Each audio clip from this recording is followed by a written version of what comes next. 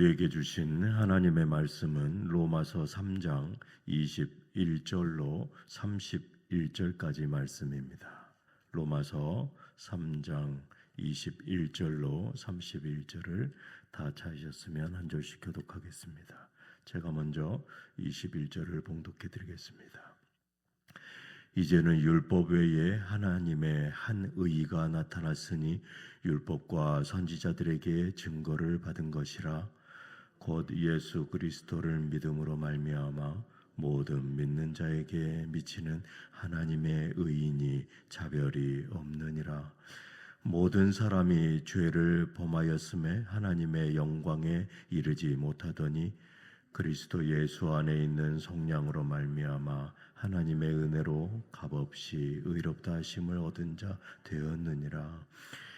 이 예수를 하나님이 그의 피로써 믿음으로 말미암은 화목제물로 세우셨으니 이는 하나님께서 길이 참으시는 중에 전에 지은 죄를 간과하심으로 자기의 의로우심을 나타내려 하심이니 곧 이때에 자기의 의로우심을 나타내사 자기도 의로우시며 또한 예수 믿는 자를 의롭다 하려 하심이라. 그런즉 자랑할 때가 어디냐? 있을 수가 없느니라. 무슨 법으로냐? 행위로냐? 아니라 오직 믿음의 법으로니라. 그러므로 사람이 의롭다 하심을 얻은 것은 율법의 행위에 있지 않고 믿음으로 되는 줄 우리가 인정하노라. 하나님이 다만 유대인의 하나님이시냐 또한 이방인의 하나님은 아니시냐? 진실로 이방인의 하나님도 되시느니라. 할례자도 믿음으로 말미암아 또한 무할례자도 믿음으로 말미암아 의롭다 하실 하나님은 한 분이시라. 다 같이 읽겠습니다. 그런즉 우리가 믿음으로 말미암아 율법을 파기하느냐?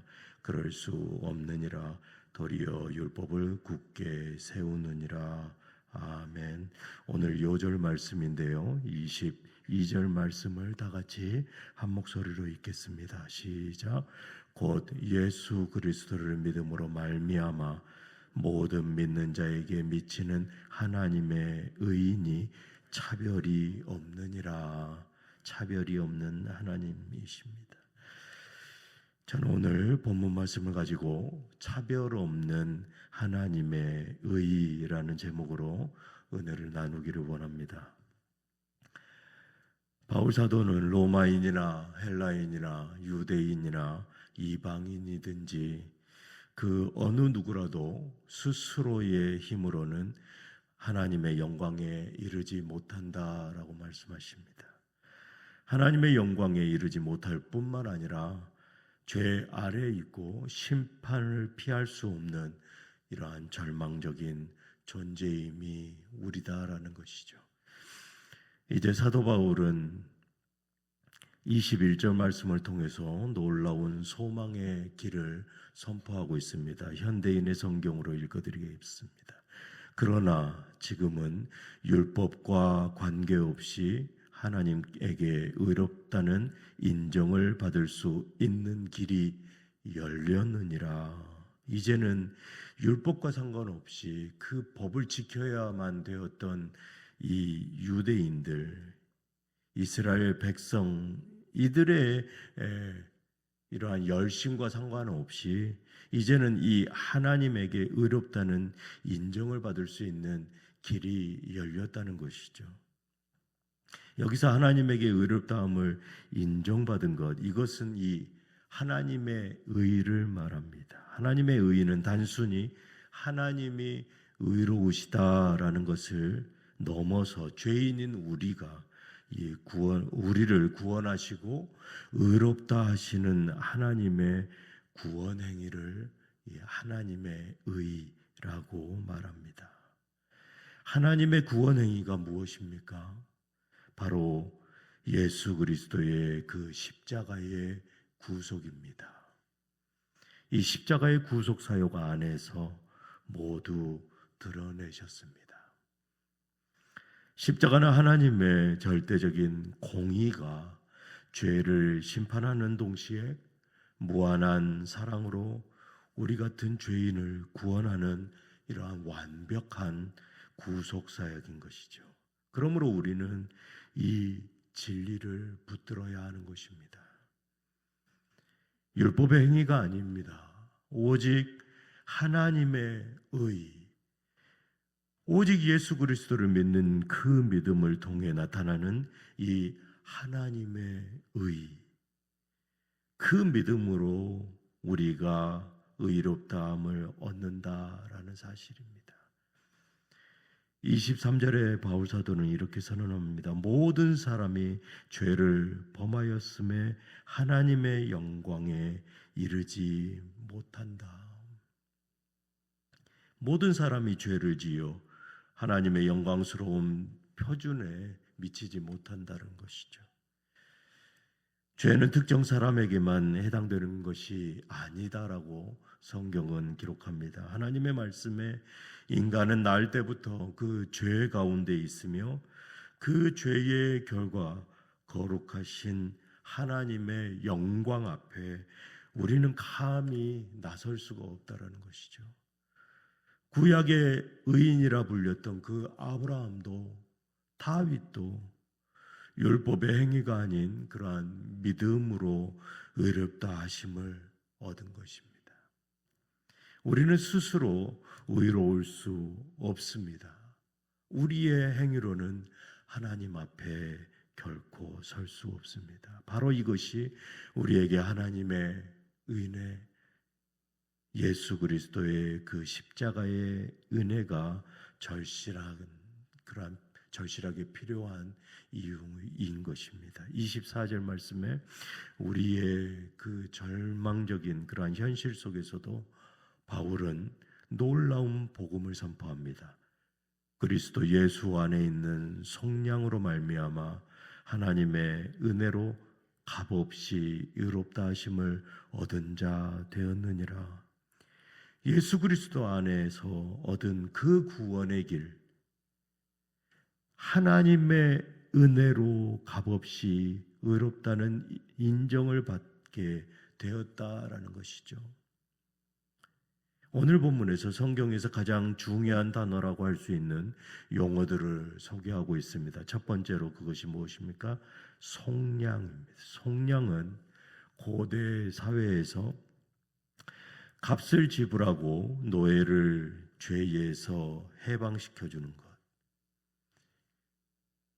누구에게 종살이를 하고 있는 그 자를 돈 주고 사서 그를 자유로운 자로 풀어주는 것입니다. 그것이 바로 속량인 것입니다. 죄와 사망의 권세 아래 묶여있던 노예와 같은 우리를 이제는 죄 없으신 예수 그리스도께서 죄를 다 지으시고 우리의 죄를 대신하여서 당신의 생명과 당신의 보혈을 흘리셔서 우리에게 값을 지불하셨다라는 것입니다.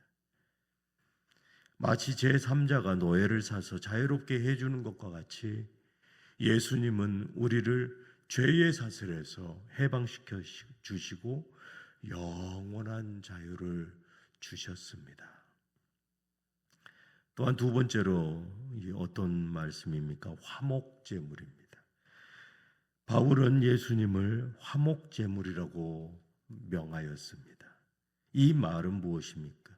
이 말은 죄의 대가를 대신 치르고 다른 존재를 구원하기 위해 바쳐지는 그러한 소나 양과 같은 희생제물을 의미합니다. 구약시대에는 대속제일 그리고 대제사장이 지성소 속죄소에 짐승의 피를 쏟았습니다. 그러나 어땠습니까? 그 제사는 일시적일 뿐이었던 것이죠. 반면에 예수 그리스도의 그 십자가는 인류의 죄를 대신하여서 죽으심으로 말미암아 단번에 일회성으로 해결하셨다라는 것이죠. 한 번만에 그냥 모든 것들이 해결되었습니다. 영원히 모든 죄를 해결하셨다라고 히브리서 9장 12절에 말씀합니다. 염소와 송아지의 피로 하지 아니하고 오직 자기의 피로 영원한 속죄를 이루사 단번에 성소에 들어가셨느니라. 매년 행해야 됐던 그 속죄가 아니라 이제는 한 번에 예수 그리스도께서 성소에 들어가셨다라고 히브리 기자는 말합니다. 하나님의 진노가 십자가에서 그리스도의 피를 흘리심으로 우리는 더 이상 정죄가 아니라 은혜의 자리에 서게 된 것입니다. 사랑하는 유정의 성도 여러분, 이 은혜는 우리의 공로나 우리의 열심, 우리의 자격이 아닙니다. 오직 예수님의 희생과 피 흘리심으로 값없이 주어진 선물인 것입니다. 그러므로 우리는 날마다 이 감사와 감격을 잊어버리지 말아야 합니다. 이 마음을 가지고 날마다 주님 앞에 나아가야 되는 것이죠. 28절로 31절에 바울은 결론적으로 말합니다. 그러므로 사람이 의롭다 하심을 얻는 것은 율법의 행위에 있지 않고 믿음으로 되는 줄 우리가 인정하노라. 구원은 우리가 율법이나 종교적인 행위 또 종교적 열심으로 얻는 것이 아닙니다. 오직 믿음으로 예수 그리스도의 그 십자가의 구원 사역을 전적으로 신뢰하고 의지하는 그 믿음으로만 우리는 하나님 앞에 의롭게 된다라는 것입니다. 이 믿음은 단순히 지적으로 이해하고 동의하고 따르는 것을 넘어서서 전 인생이 십자가를 붙드는 그러한 삶을 살아가야 되는 것이죠. 29절에 하나님은 다만 유대인의 하나님이시냐 또한 이방인의 하나님은 아니시냐 진실로 이방인의 하나님도 되시느니라. 앞선 내용에서 이 복음을 선포하고 있는 바울 사도의 이 말씀, 유대인, 이방인의 하나님은 아니냐?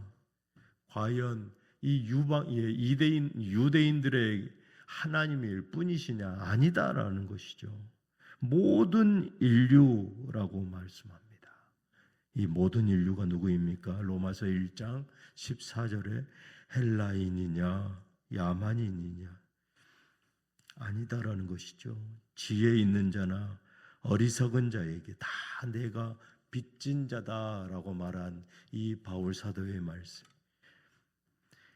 바울 사도는 자신이 문명인이나 미개인이나 또 유대인이나 또 유식한 사람이나 무식한 사람이나 다 똑같이 전도에 책임을 지고 있다라고 말합니다. 이 야만인이 누구입니까? 당시에 바울이 사용한 이 용어는 특별히 헬라인, 야만인, 유대인, 이방인, 또 로마인 이렇게 구분을 지었습니다. 그런데 최고의 지성과 학문의 꽃을 피웠던 이러한 헬라 문명을 기준해서 헬라어를 사용하는 사람들은 헬라인, 반면에 헬라 문명권에 속하지 않는 자들은 바로 야만인이다라고 지칭하였던 것이죠.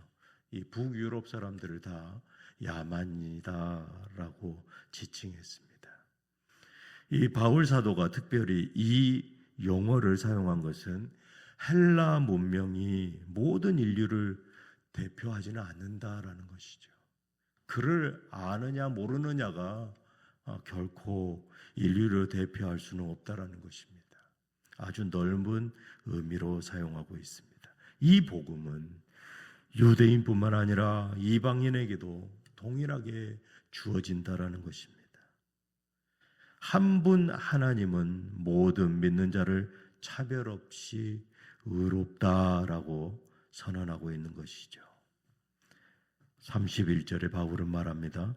우리가 믿음으로 말미암아 율법을 파기하느냐 그럴 수 없느니라. 도리어 율법을 굳게 세우느니라.